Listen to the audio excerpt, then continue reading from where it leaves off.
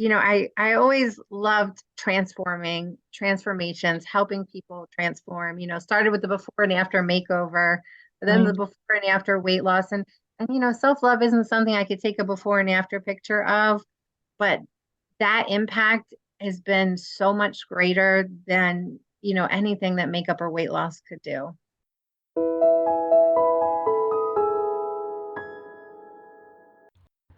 Welcome to Linda's Corner, where we bring more hope, healing, and happiness to the world. My name is Linda Bjork, and today we're going to be talking about looking great and loving ourselves. I'm delighted to welcome Misty Laboy. Misty is a makeup artist, weight loss advisor, and self-love mentor.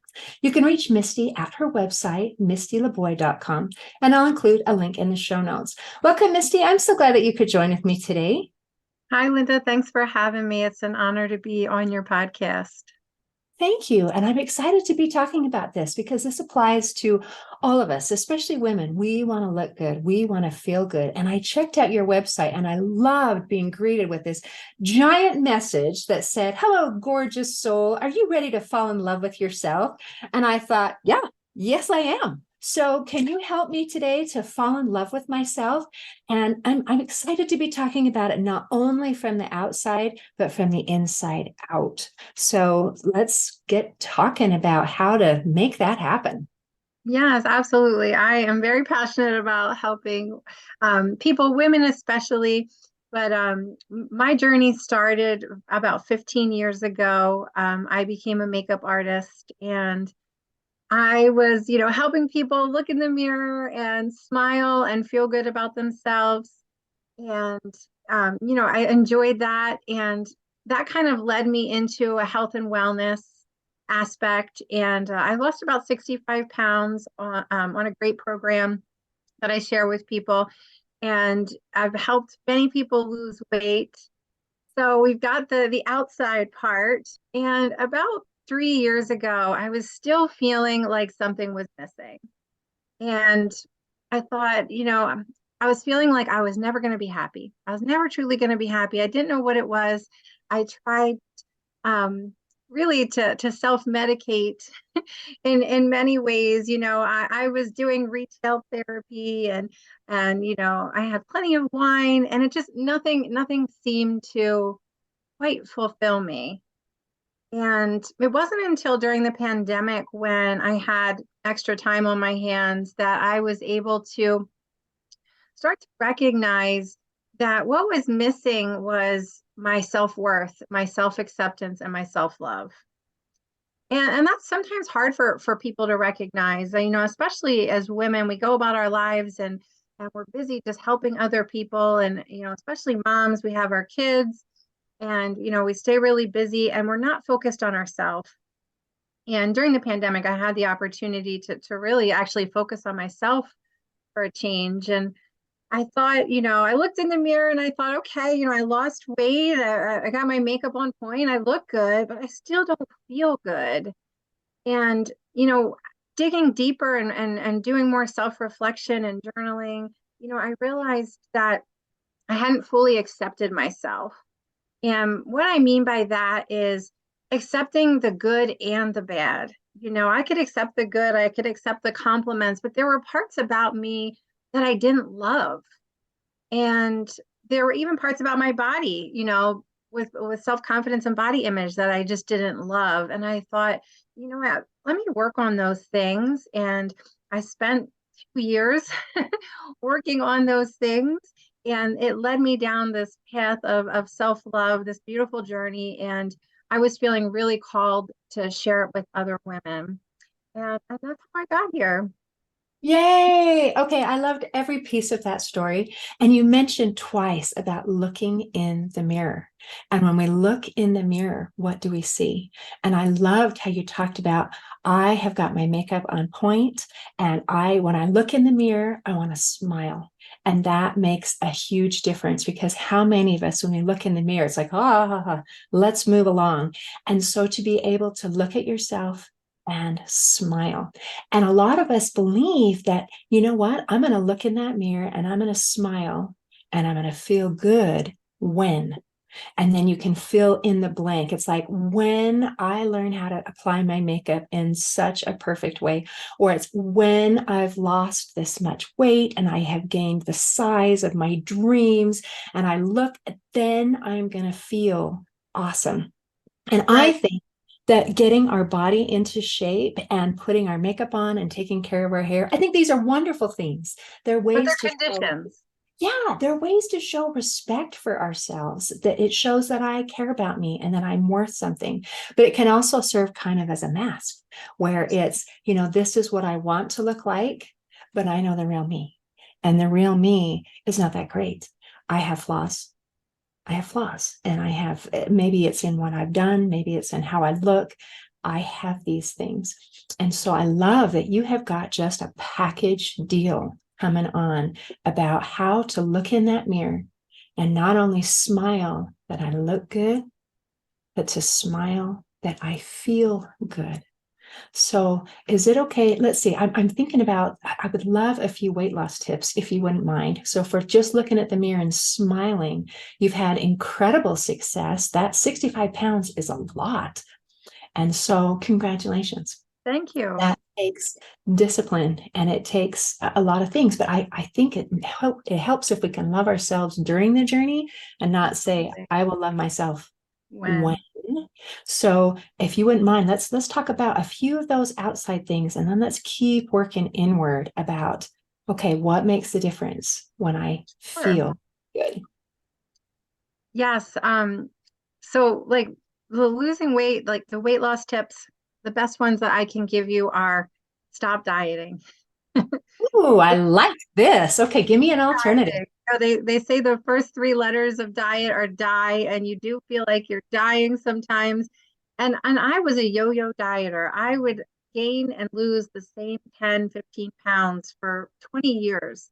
And I really got sick and tired of being sick and tired and thought like there was a part of me that felt like I was never gonna really lose the weight. And I remember, when I tried this last program that I promote, they asked me to set a goal, and a big, huge goal for me was 30 pounds. And to me, that was such a huge goal. Like I couldn't even imagine, I had never lost 30 pounds before. So I couldn't even imagine losing 30 pounds. But I was so sick and tired of being sick and tired that I was determined to make this work. I kept hearing it doesn't matter what diet or what program you do, as long as you do it and you stick to it, it'll work for you.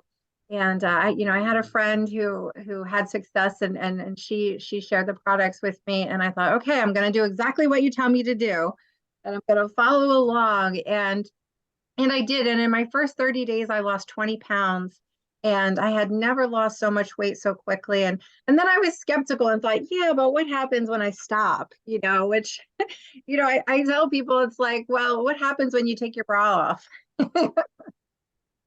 Okay, like you can stop. If you want your breasts to look great, Perky, you got to keep your bra on.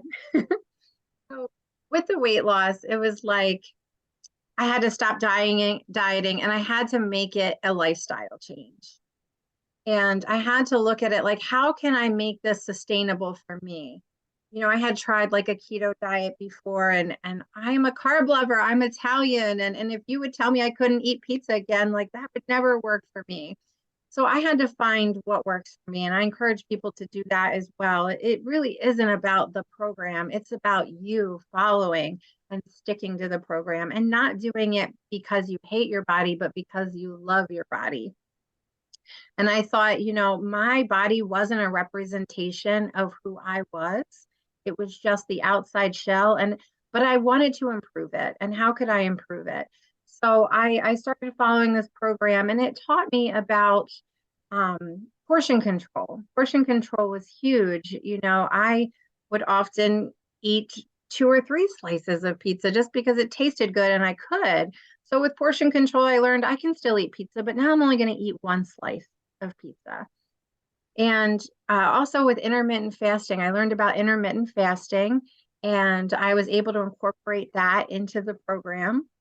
But portion control was really the main thing. I have an 11-year-old daughter, but when I was making her plate at 4, 5, 6 years old, I was making my plate the same size as her plate. And now it's funny, at 11, she my dinner plate. At 11, she eats plate portion sizes now larger than mine. But we do consume way more food than we realize. And if you start looking at portion sizes, you'll open a snack and you'll eat the whole thing because you think it's just one snack. But if you look at the back of it, the portion size is 2.5.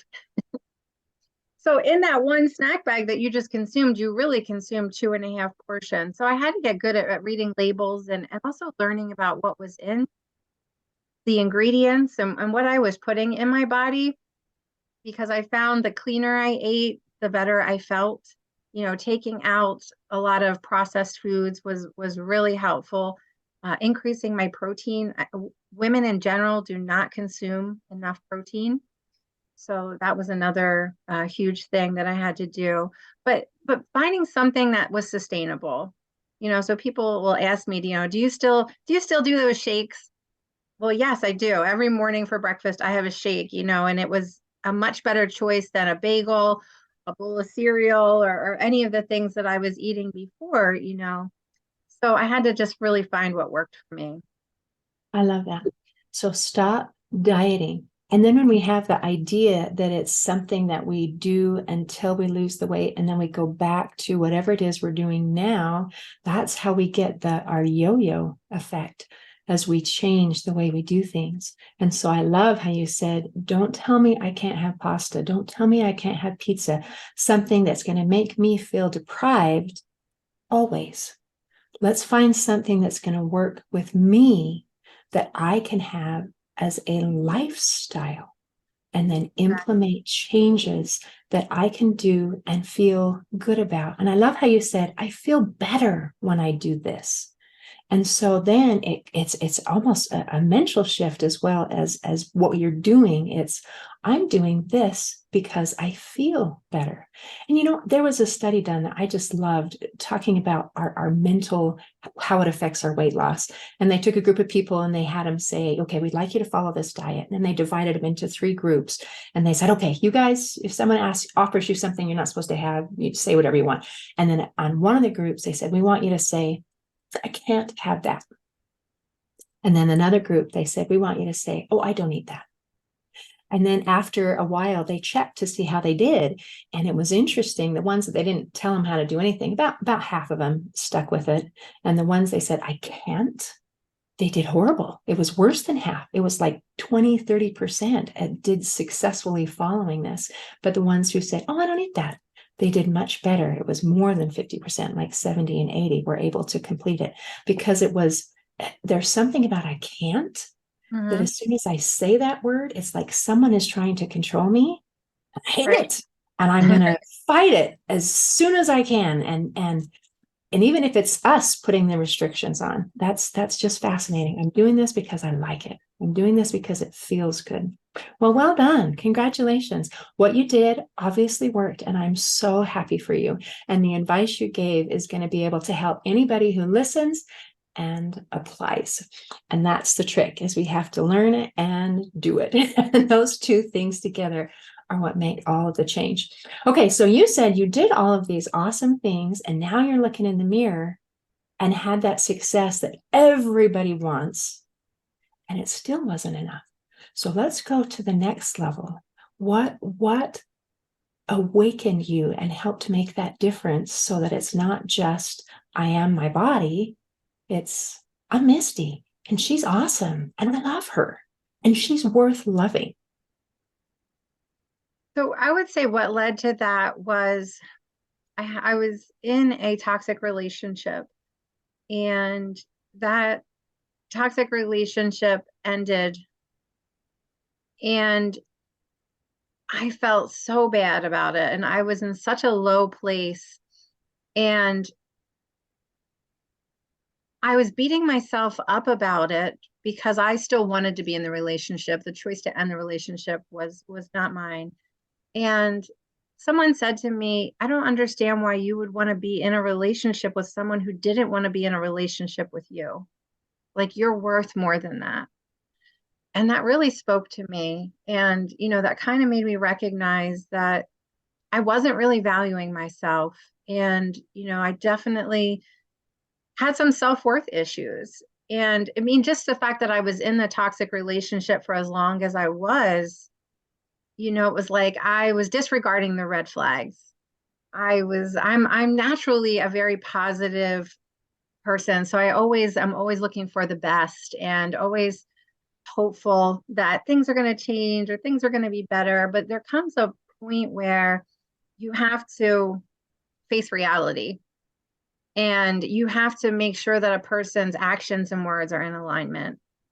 And it was a lot of words and not a lot of actions. And, I was dealing with some heartbreak and struggling.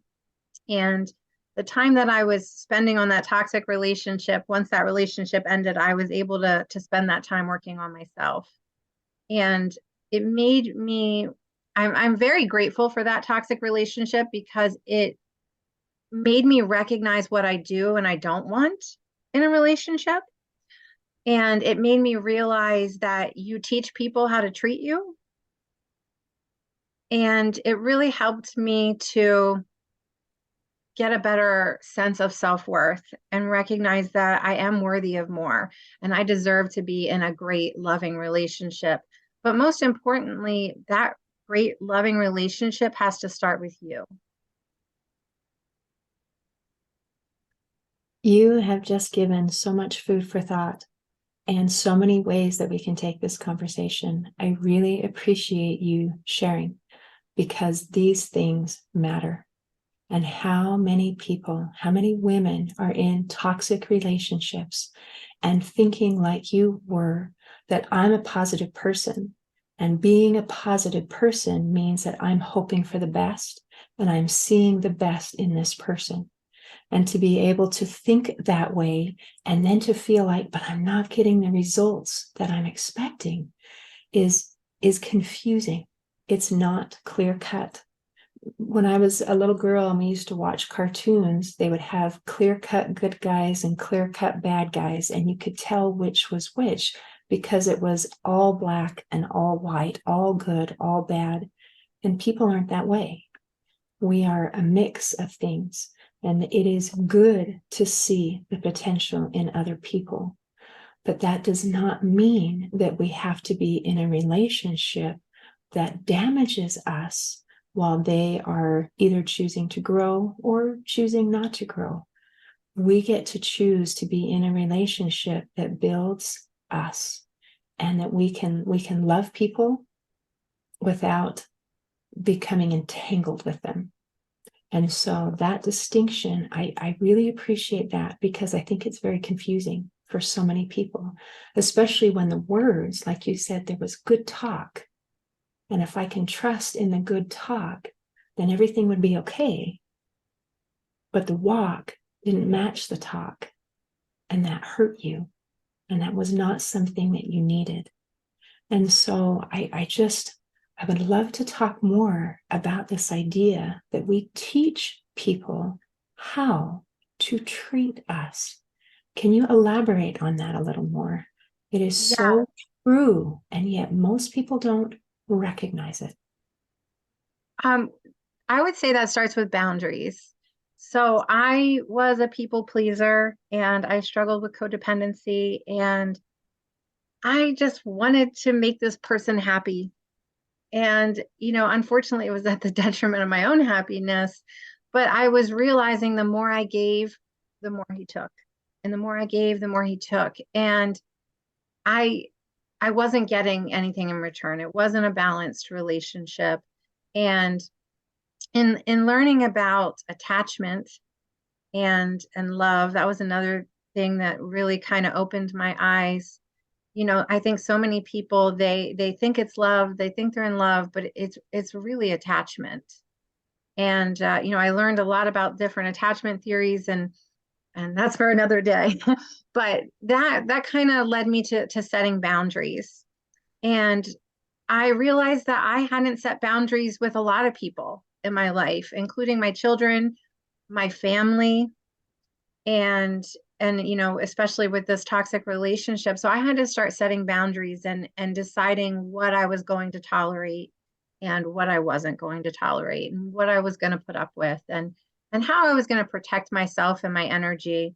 And a lot of times when you set boundaries, people don't like that. They push back because here I was giving and giving, giving. I had a problem saying no. So I was saying yes and trying to figure out how to keep my word and be the yes, even when I was struggling to hold it all together myself. So setting those boundaries really is the first start of teaching people how to treat you. And the other thing is, if you're not setting boundaries, there's a lack of respect for yourself. So by setting the boundaries, I was learning to trust myself and respect myself. It became a part of my self-care and self-love. But I would say like that is the first step, because people won't respect you if you don't respect yourself. And setting those boundaries is a clear way of showing people how you want to be treated and what you will or won't tolerate. Wow. And that is so magical. The idea I keep hearing in my mind, this desire to do good and be good, and how that gets a little bit twisted in the way that we interact with people. I want to be a yes person. I want to please. I want to keep my word. These are all good, positive things. And then when you try to make a change, it's like, but I'm doing good things. And I think understanding our interpretation of what doing good and being good looks like and what it feels like is important. And then we can kind of modify it a little bit and say, wow, I'm trying to do good and be good, but it's not being reciprocated. So, in order for me to be myself, I'm going to have to establish some rules here and say, this is what I expect. And when it's new, when it's a change, people are definitely going to push back because it's so much easier to just walk all over you and to make you be my slave and you can do whatever I want. I like that plan. But when you say no, that's a shock. It's like that there's That's a a wall complete there. sentence. No is a complete sentence, and that was something I had to learn. I felt like I had to over always explain myself. And, I learned that no is a complete sentence. I don't owe anyone an explanation. And I can just say no without having to over explain or justify my actions. What an excellent point to make. Because I think often, again, especially as women, we have a tendency to want to justify, well, I can't do that because, and then have a reason that is true and also big enough that they're going to accept it. And the reality just is, no, because I choose, because this is me. And so, well done. No is a complete sentence. It's okay to say no. It's okay to set those boundaries. And setting those boundaries is a part of doing good and being good. And To so yourself, right? we can change the boundaries a little bit. I've heard it said that when we say yes, we're also saying no. But we're saying yes to this, but that means my time, my energy, my resources can't be used for something else. And so there's some choices that we make when we say yes that we don't often think about. Mhm. I'm just saying yes. So, wow, well done. Creating boundaries. Oh, would you mind giving us a specific example of something that if I had asked you and your knee-jerk reaction before would have been yes, and now you're saying, no.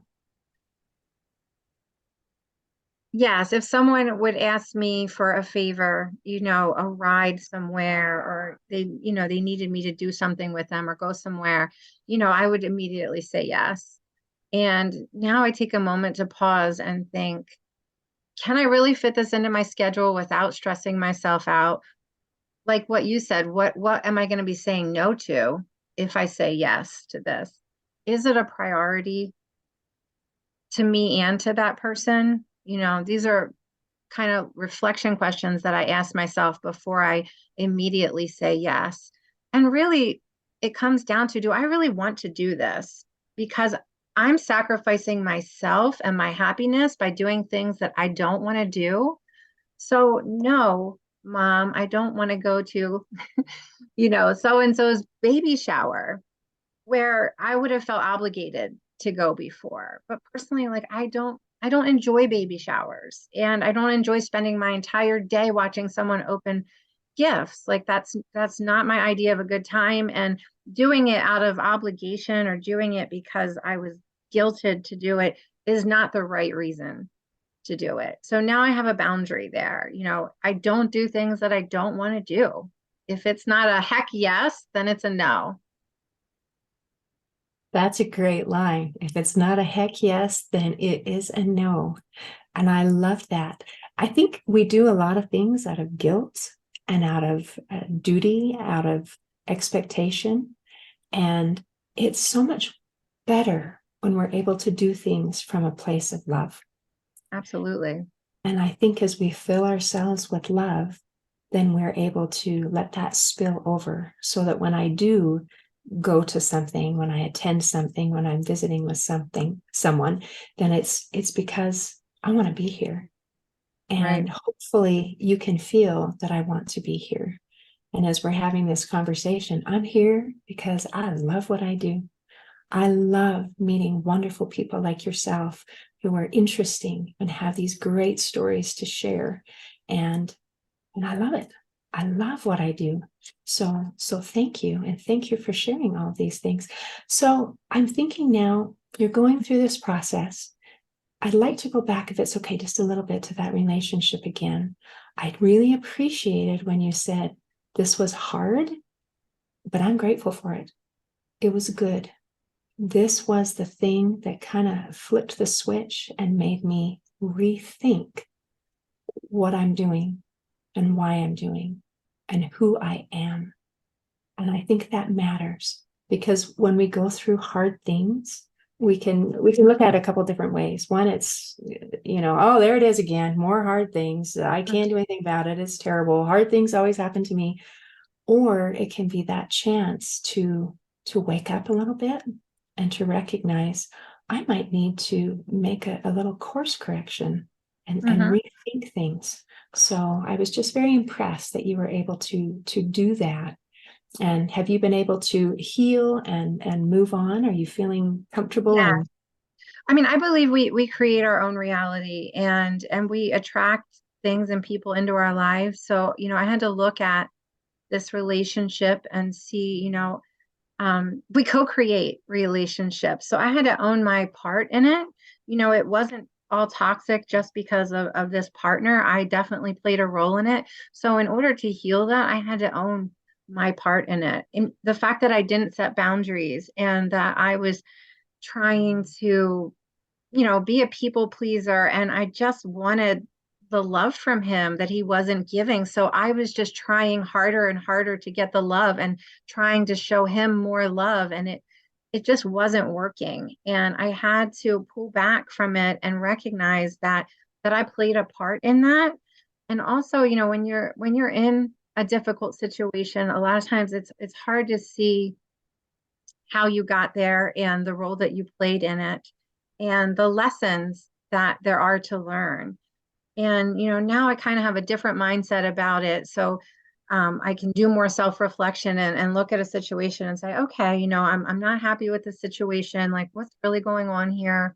What's the lesson? Especially when you find yourself in a cycle where things keep happening. They keep happening. Like, this keeps happening to me. Okay, well, why does it keep happening to you? Like, dig deeper and discover like what part you're playing in this. You are playing a part in inviting that to keep happening. And there's a lesson that you haven't learned yet. And really just looking for the lesson. that is so amazing. You have just given us the most important golden nugget, I think, of the whole day. And that is finding and kind of separating through what part is my responsibility, or I could even say my fault, but mine. What part do I need to own, and what Hmm. part is not mine?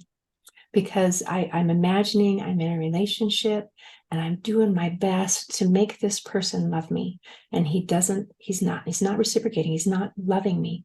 So sometimes we look at that and think, okay, so my part, my fault is that I didn't do enough, or that I'm not lovable, or that I'm not good enough, when none of those reasons are actually what is your responsibility. The Right. part that is your responsibility is, how did I attract this? How did I allow this? What patterns in me are recreating this kind of a cycle that's bringing these toxic people into my life? And I think that distinction is very important, because the go-to is, well, that means I'm not good enough. I'm a failure. I'm not lovable. When that is not the message at all. When we're talking about owning it, it's going back to that question of, why didn't I set a boundary? Why Why am was I trying so hard to get someone to love me?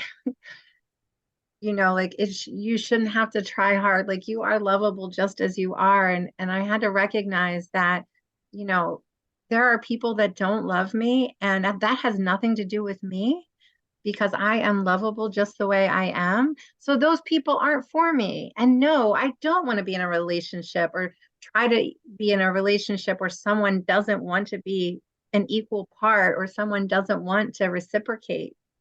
That's not valuing myself. Oh, wow. And that takes opening up your eyes a little bit, because your world can be focused on that one person. Why doesn't this person love me? Why isn't this person giving me what I want?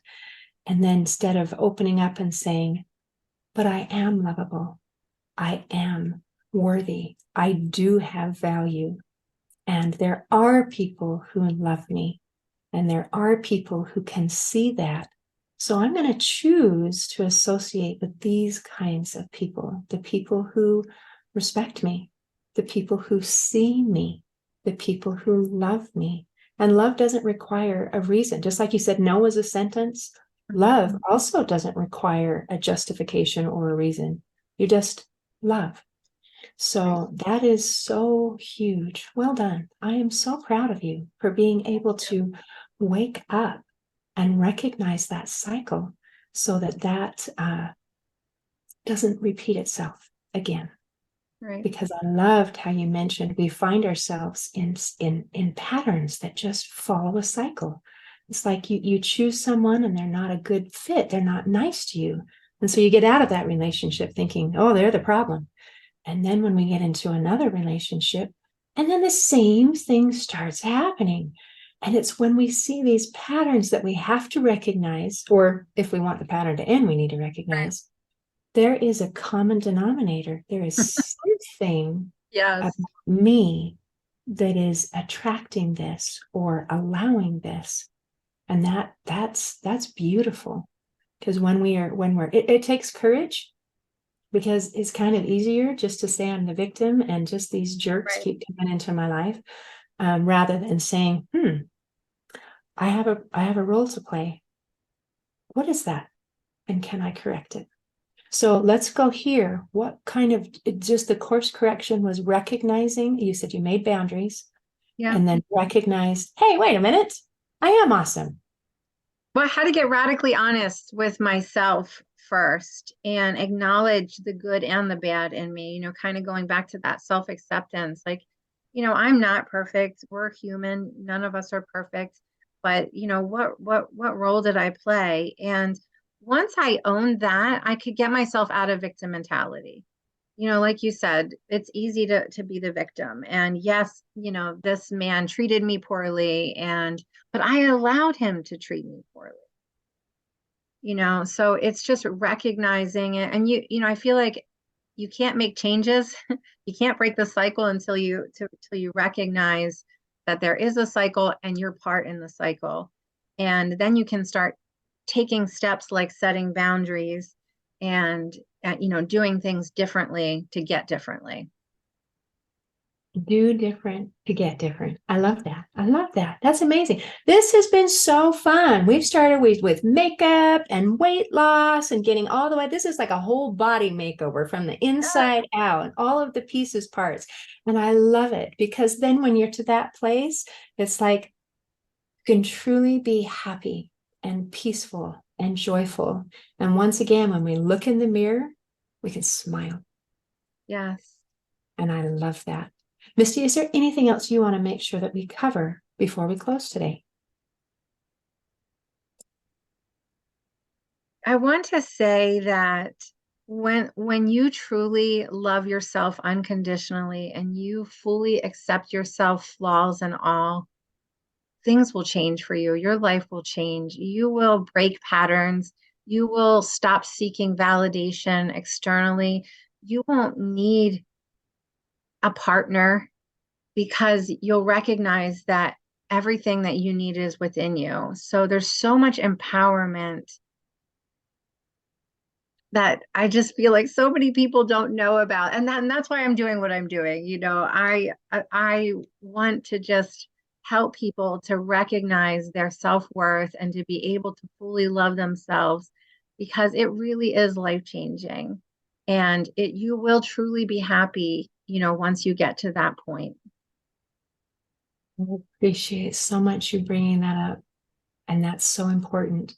I kind of stopped a little bit on the accepting responsibility without the completion of the things get better.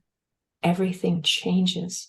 When we expect to be treated with respect, people treat us with respect.